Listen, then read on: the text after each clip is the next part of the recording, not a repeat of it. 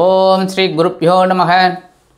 உலகமெங்கும் இருக்கும் நமது மாஸ் மீடியா நேயர்கள் உள்பட நமது சேனலை ரசித்து பார்த்து கொண்டிருக்கும் அனைத்து நேயர்களுக்கும் ஜோதிட குருஜியின் இனிய வணக்கங்கள், வாழ்த்துக்கள், ஆசீர்வாதங்கள். இந்த முக்கியமான பதிவில் நம்ம என்ன பார்க்க போகிறோம் அப்படின்னா, சுக்கிர பகவானின் அற்புதமான ஒரு பெயர்ச்சி. இந்த சுக்கிர பகவான் அப்படின்னாலே நமக்கு ஒரு மனசில் சந்தோஷம் அதிகமாக இருக்கும். குரு பகவான் தனகாரகன். எவ்வளவு தனம் வந்தாலும் அதை சந்தோஷமாக ஒன்று செலவு பண்ணுறது இல்லைன்னா சேமிக்கிறதுல நமக்கு ஒரு ஈடுபாடு வருது அப்படின்னா சுக்கிர பகவான். அதுக்காக தான் குரு பகவானை தேவகுருவாகவும் சுக்கிர பகவானை அசுர குருவாகவும் கொண்டு வந்தது. இந்த சுக்கிர பகவான் சந்தோஷத்துக்கே காரகன். இந்த உலகம் ஃபுல்லாக எவ்வளோ பிரச்சனைகளில் எல்லாரும், அதாவது நம்ம நினச்சிட்டு இருக்கோம் கோடீஸ்வரனுக்கெல்லாம் பிரச்சனை இல்லை, அரசியல்வாதிகளுக்கு பிரச்சனை இல்லைன்னு, எல்லாருக்கும் பிரச்சனை இருக்குது. அந்த வகையில் அந்த பிரச்சனைகளை தாண்டி ஒரு சந்தோஷம் இருக்குது அப்படின்னா அதுக்கு இந்த சுக்கிர பகவான் தான் காரணம். அந்த வகையில் இந்த சுக்கிர பகவான் இதுவரைக்கும் எங்கே இருக்கார் அப்படின்னு பார்த்தீங்கன்னா, மீன ராசியான காலபுருஷ தத்துவத்தின்படி கடைசி வீட்டில் உச்சமடைஞ்சு இருக்கார். ஏன்னா இந்த சுக்கிர பகவான் கன்னி ராசியில் நீச்சம். இந்த குரு பகவானின் மீனராசியான அந்த வீட்டில் அவர் உச்சம் அடைஞ்சு சஞ்சாரம் பண்ணியிருந்தார். அவர் இப்போ 25/4/2024 மேஷராசியில் சஞ்சாரம் பண்ண போகிறார். 19/5/2024 வரைக்கும் அங்கே இருக்கார். 25 நாள், 25 days அவர் அங்கே இருந்துட்டு பரிபாலனம் பண்ணி நமக்கு நிறைய சந்தோஷத்தை கொடுக்க போகிறார். இதில் ஒரு பெரிய விசேஷம் என்ன அப்படின்னா, இந்த சுக்கிர பகவான்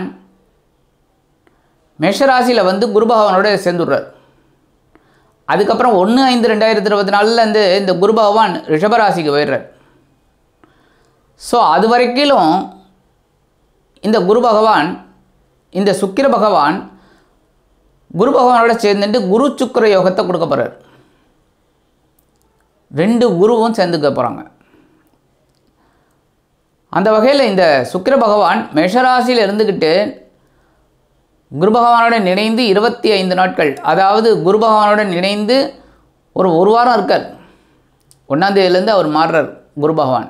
அது வரைக்கும் குரு சுக்கிர யோகம் இருக்குது. அந்த வகையில் மேஷராசியில் சஞ்சாரம் பண்ணக்கூடிய இந்த சுக்கிர பகவான் ஒவ்வொரு ராசிக்கும் என்னென்ன பலாபலன்களை கொடுக்க போகிறார் அப்படிங்கிறத பற்றி நம்ம இப்போ பார்க்க போகிறோம். இந்த பதிவுக்கு போகிறதுக்கு முன்னாடி நம்ம சேனலை பார்த்து சப்ஸ்கிரைப் பண்ணவங்களுக்கு ரொம்ப ரொம்ப நன்றி. சப்ஸ்கிரைப் பண்ணலை அப்படின்னா கண்டிப்பாக சப்ஸ்கிரைப் பண்ணுங்கள். அப்போ தான் நாங்கள் போடக்கூடிய பதிவுகள் உங்களுக்கு உடனுக்குடனே கிடைக்கும். ஒவ்வொரு பதிவையும் நீங்கள் பார்த்து ரசித்து புரிஞ்சுக்கிட்டு எங்களுக்கு லைக் பண்ணுங்கள், கமெண்ட் பண்ணுங்கள், ஷேர் பண்ணுங்கள். இப்போ உங்கள் பையனுக்கோ பொண்ணுக்கோ திருமண பொருத்தம் பார்க்கணும், இல்லை ஜாதகம் பார்க்கணும், இதெல்லாம் நீங்கள் கீழே டிஸ்பிளேயில் என்னோடய நம்பர் இருக்குது, வாட்ஸ்அப் நம்பர், இதில் நீங்கள் கான்டாக்ட் பண்ணலாம். இப்போ இந்த நிகழ்ச்சிக்கு போகலாமா? எனதருமை கன்னி ராசி நேயர்களே, இந்த பதிவில் நம்ம என்ன பார்க்க போகிறோம் அப்படின்னா, அற்புதமான சுக்கிர பகவானின் பெயர்ச்சி.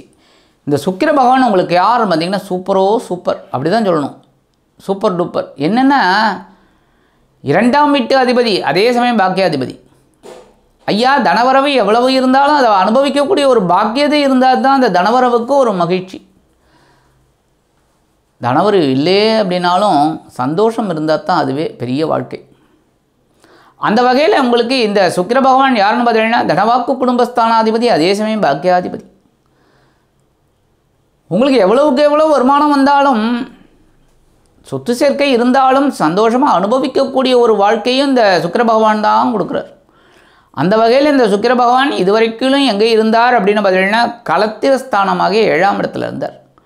7ஆம் இடம் அப்படிங்கும்போது வாழ்க்கை துணையோட உடல் ஆரோக்கியம் கொஞ்சம் அப்படி இப்படி இருந்திருக்கு. நண்பர்களின் மூலம் சில குழப்பங்கள், வாழ்க்கை துணை வழி உறவினர்கள் மூலமாக சில பிரச்சனைகள், ஆனாலும் சந்தோஷத்துக்கு குறைவில்லை. ஜென்மராசியில் கேது பகவான், அதே சமயம் 7ஆம் இடத்துல இந்த களத்திரஸ்தானத்தில் ராகுவோடு சேர்ந்துட்டு சில குழப்பங்களை உங்களுக்கு கனாபினான்னு கொடுத்தார். எங்கே பேசினாலும் அது வில்லங்கமாக போகிறது.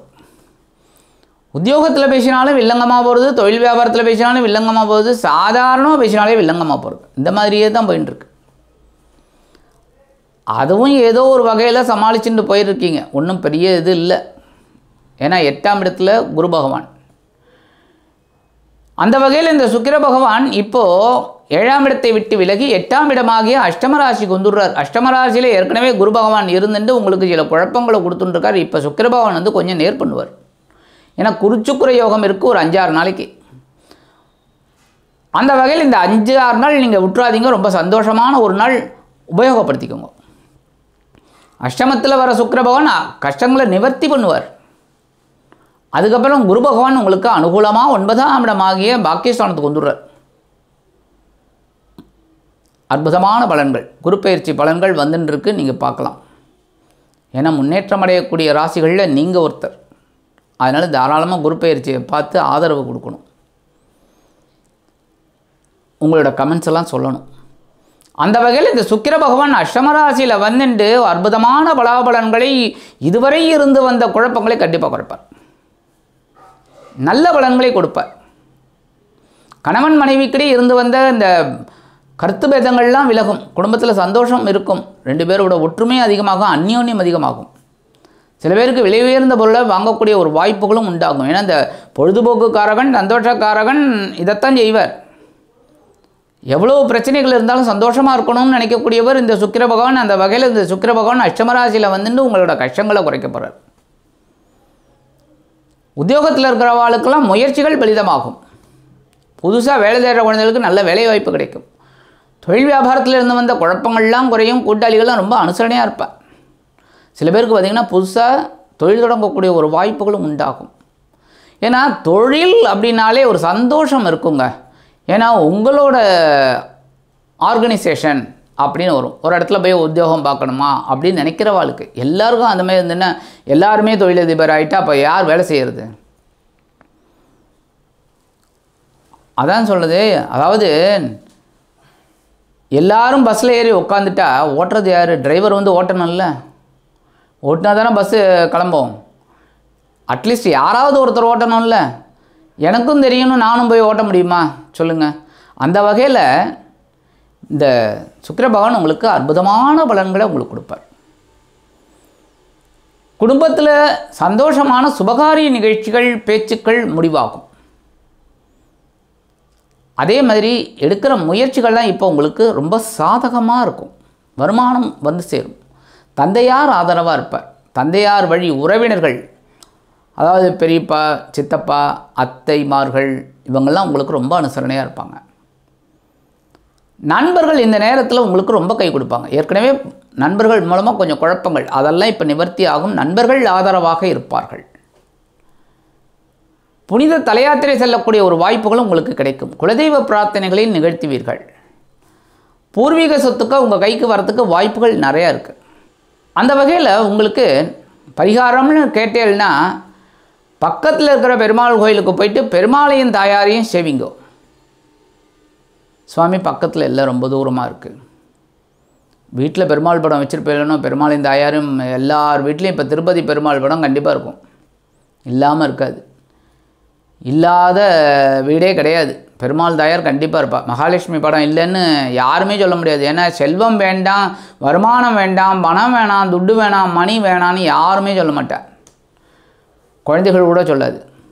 அந்த வகையில் எல்லார் வீட்லேயும் இருக்கும். மகாலட்சுமி படத்துக்கு முன்னாடி ஒரு நெய் தீபம் ஏற்றுங்கோ. ஒரு தாமரை புஷ்பத்தை கொண்டு போய் மகாலட்சுமி தாயார் காலடியில் வைங்கோ. இந்த பரிகாரம் போகிறோம் உங்களுக்கு.